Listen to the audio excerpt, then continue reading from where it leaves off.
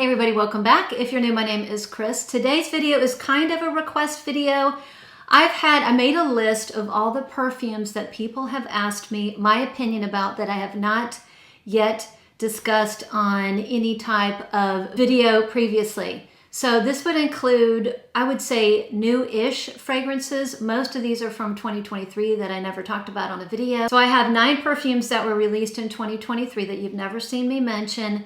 Now I'm going to say the reason why I haven't mentioned them is because for the most part they were kind of no-goes for me for one reason or another, but after going through them a second time, there might be a maybe in there. But anyways, we're gonna start with some perfumes that were pretty big from last year that I have yet to put my 2 cents in. A huge one was Althair by Parfums de Marly. That kind of took the fragrance world by storm. Get my little sample ready to go, and I jotted down some notes here.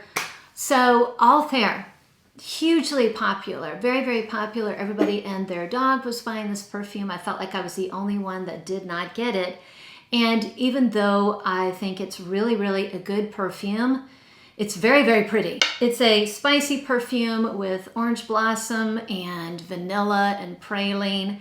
And I think it's really, really pretty. The reason why I didn't get it is because it reminds me a lot of a perfume that I already have from EBK called Ruby in Vanilla Intense. So Ruby in Vanilla Intense is a velvety, kind of a luxurious, little bit woody vanilla with a citrusy nuance. It has mandarin, it's got like velvet notes, it's got several types of wood, it's got this beautiful vanilla. It's very, very elegant, but it reminds me a lot of Althair. Now they're not exactly the same, but there are a lot of similarities. If you took Ruby and Vanilla Intense and you added a little bit of like a thinned out Saffronade and you put those together, you would pretty much get Althair. And so I had Saffronade. It was a little bit too thick and heavy for me. I just never pulled for it. I have a zillion orange blossom perfumes I love, and that one was just getting neglected. But if you thinned that one out, added it to Ruby and Vanilla Intense, you would get Althair. So that's why I didn't buy that one. The next one is one from Mind Games that, man, I feel like I like almost everything from Mind Games. I have a little wish list going on. But the next one that people were really interested in was Lionora. And I have a nice little 5 ml decant. So this is like a passion fruit, apricot-y, ambroxan, musky perfume with a little bit of florals in the background. It's very nice. But it has apricot if I didn't mention it. But I've already had some passion fruit fragrances that I have recently picked up that I am in love with. Number 1 is Narcotic Oasis. That had been on my wish list for almost a year. I just got that. I'm so excited to wear it in the spring and the summer and even the fall. It is a beautiful passion fruit vanilla perfume that's gorgeous. I like it way better than I like Lionora. And another passion fruit fragrance on my wish list that's really, really pretty is Queen of Silk. I would get that first before I got this one. I can definitely see why people like it. I can definitely see why people love it, but I feel like I just don't need it for those reasons. The next one was from Frederic Malle, and it was called Heaven Can Wait. Now this was supposed to be kind of an interesting iris-dominated fragrance with some musk, and even though I think the iris is done really well in here, it was just completely overpowered by some very, very strong spices. I mean, it's got a ton of clove in here. I pick up, it's vegetal. It's kind of an iris. It's on the vegetal carroty side. Cloves are very strong. I get something like a cumin in here. Maybe it's just these other dry spices and some cedar. Sometimes spices and cedar come together and just do not smell great. They smell kind of like a locker room to me. And even though I think the musk is nice and the iris is pretty, it was just completely overtaken by these really, really heavy spices and just became a little bit more savory and vegetal than really is aligns with my taste. So that's why I didn't talk about that one, and that's why that one is a no-go. The next one up is called Smoking Hot by Kilian, and I thought this was a nice perfume. It's a tobacco-y fragrance, and I think it's done really well. It's fruity, it's spicy, it is a smoky kind of a gourmand leaning tobacco fragrance, but it smelled too similar to things I already own. I have a travel size of the Christian Dior Tobacco Color. I can never say that. And mix that in with a little bit of, it's called Tabac Nomade by Auqa. I got that one in PR. It's a very lovely, in my opinion, masculine leaning tobacco. And then you add a little bit of fruitiness, maybe, you know, maybe a little bit of apple on the rocks or angel share in the mix. And if you mix those three together, you're going to come up with something very similar to Smoking Hot. I also got a little bit of like a licorice vibe. So that was why that one was a no-go. I just felt it was too redundant. It was nice, but too redundant. And I certainly didn't need to pick up a new bottle. Okay, so the next one was a big release from last year called Feve Gourmand by Gellar. And I had heard that the two, Feve Gourmand and Gourmand Coquine, were supposed to be very, very similar. I've heard people say 90-95% similar. According to Terry Wasser's Lips over at Gellar, they are basically the same perfume with just a few tweaks, and I think the tweaks are just to make it IFRA compliant. So basically the same perfume. I went ahead and got a sample, even though I do have the elusive Gourmand Coquine, which by the way, you can still get at one place in Europe. I think it's called the Place Vendôme over in Belgium. They get batches from time to time of the original Gourmand Coquine. And in fact, I had a friend visit them over the summer. They were smelling perfumes. And while they were there, they got a batch of Gourmand Coquine and had that batch hand poured into a bottle for them. So you can still get Gourmand Coquine from time to time if you time it perfectly and you're in Europe. But for everybody else, there is Feve Gourmand. So I will tell you that my sample or my bottle of Gourmand Coquine is 2 years old, and I baby that because it is, you know, was really hard to find, and it is one of my favorite Gourmand perfumes in my collection. It is the most beautiful chocolatey gourmand, but it's not overly foody. It's like the best, most elegant, artisanal Mexican hot cocoa that's a little bit boozy and has a dusting of rose. It's absolutely beautiful. So I will tell you that when I wore them side by side, I would say they are so incredibly like 95%, I mean 99% the same. The difference is maybe because my Gourmand Coquine is 2 years old and has been marinating and macerating for a couple years. The only really the difference is that this new sample that I have of Feve Gourmand was a little bit more cacao forward. I got a little bit more dustiness, and I got this tonka that is in the Guerlain fragrances. If you've ever smelled Tonka Imperial, the tonka in there, I get a splash of that in Feve Gourmand. That's just me when I compared it with my bottle of Gourmand Coquine.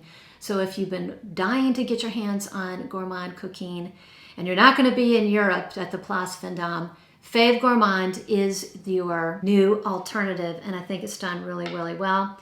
The next one was one that I'm so glad I almost blind bought it. I thought this for sure would be a home run. There's no way I could not like it. Vanilla powder.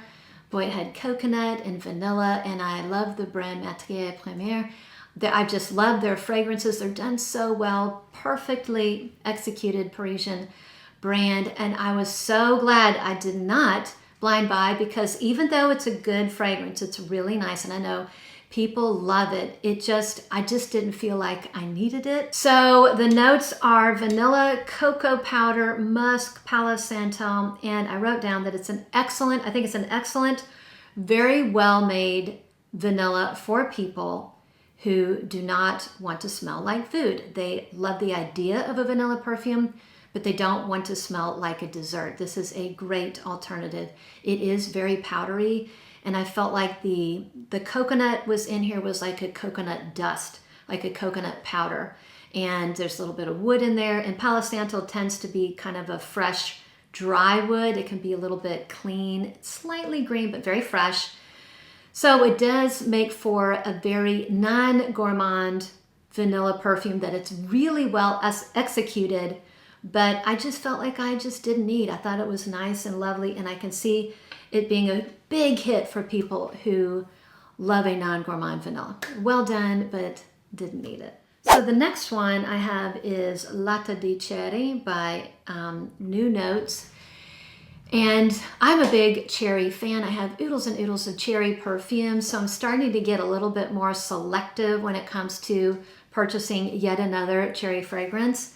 I can't believe I haven't done a cherry dedicated perfume video because I just had so many, and I really do love that note.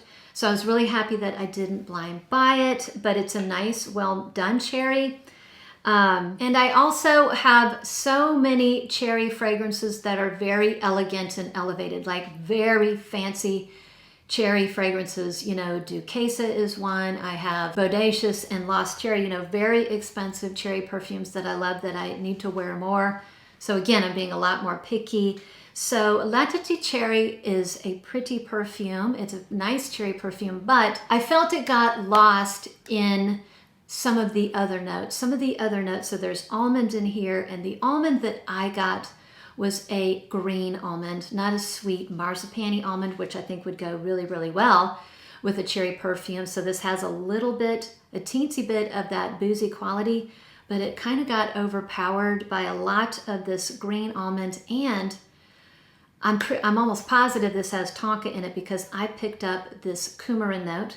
Coumarin comes from the tonka bean, and to me, coumarin can come off. If I smell anything sweet and grassy or minty, I'm checking the notes for tonka or coumarin because that's what that can smell like to me, and I get a little bit of that in here, and I think it overpowers the cherry. So I did think it was a nice cherry fragrance, very nice, but did not need to add it to my collection with all the beauties that I have and love. So the next one is Dolce Melodia by Sospiro. This is a really pretty orangey vanilla, so a citrusy orangey vanilla that is gorgeous. And for the first hour of this wear, I thought it was an amazing perfume. I'm so glad I did not buy it within the first hour of wearing it. I've done that before.